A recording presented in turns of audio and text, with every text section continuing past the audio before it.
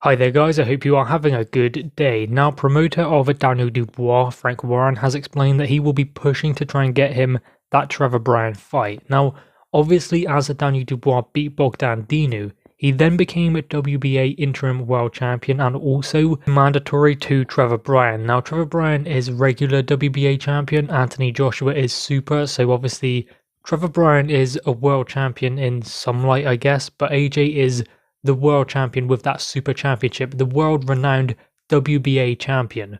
There are so many titles in boxing these days, it can get quite confusing. I mean, apparently, according to their rankings, Manuel Char is champion in recess. Again, there can be so many different world champions within a single governing body, not just in one weight class with the IBF, the WBA, and so on. There can be different world champions within a governing body these days. And I would say that that definitely does dilute the status of being a world champion, but that aside, it does mean that Daniel Dubois is in a good position if he can have Trevor Bryan next. The only problem is, if he does move too fast, there is no way back. So he cannot then go from Trevor Bryan, then if he becomes mandatory perhaps, to AJ. There is a tough situation there because it's a big jump from Trevor Bryan to Anthony Joshua. Now, they might think that Trevor Bryan is that in-between fight. I'm not of that belief. I don't believe Trevor Bryan is anywhere near the level of Anthony Joshua. And I think that Daniel Dubois needs a good fighter in the top 8 before he can get there. And I'm not entirely sure on this route he will actually get that. Because I'm not entirely sure what they are going to do with that WBA belt. Because if they are doing a mandatory for the regular champion, what about AJ? Now, I know that AJ has plenty of mandatories to get through. I mean, they're already trying to line up the next IBF mandatory, and he's just dealt with Kubrat Pulev.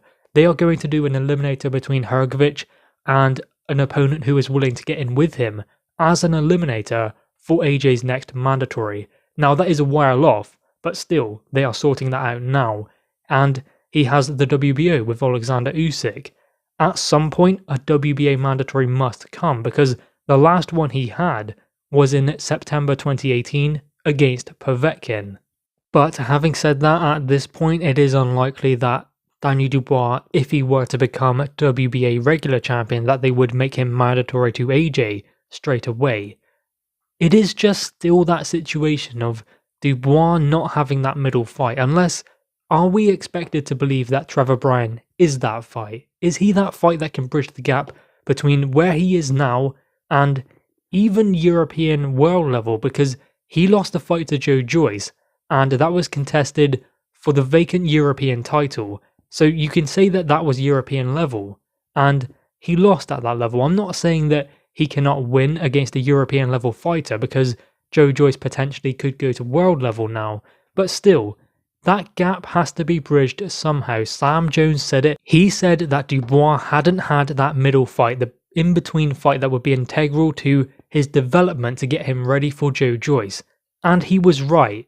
Joe Joyce has had that. But I still don't see anything from Dubois fighting Bogdan Dinu. I mean, there's nothing wrong with going that route. But Bogdan Dinu, then Trevor Bryan. I don't see how beating those guys is going to make Daniel Dubois any better off when it comes to experience, getting him ready for perhaps a rematch with Joe Joyce, or going on to world level, fighting the likes of Tyson Fury and Anthony Joshua.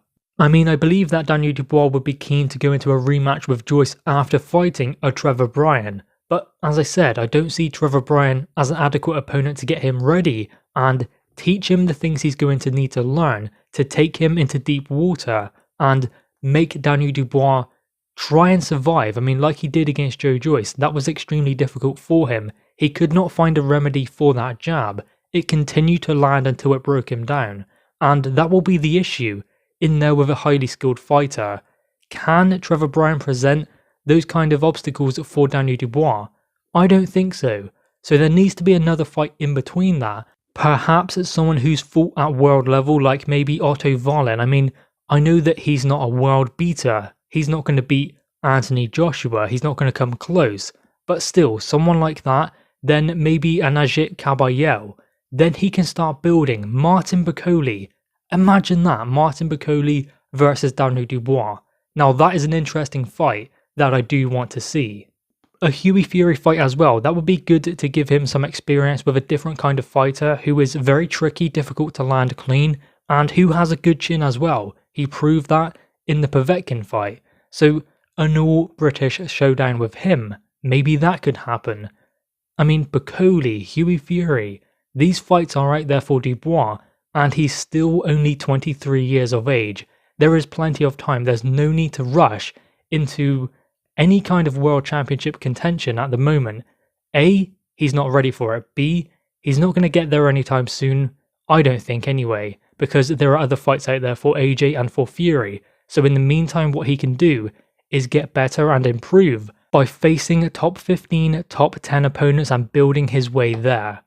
Anyway, guys, what are your thoughts on this? The possibility of Trevor Bryan versus Daniel Dubois next. They are pushing for that fight to be made, and then a potential rematch with Joe Joyce.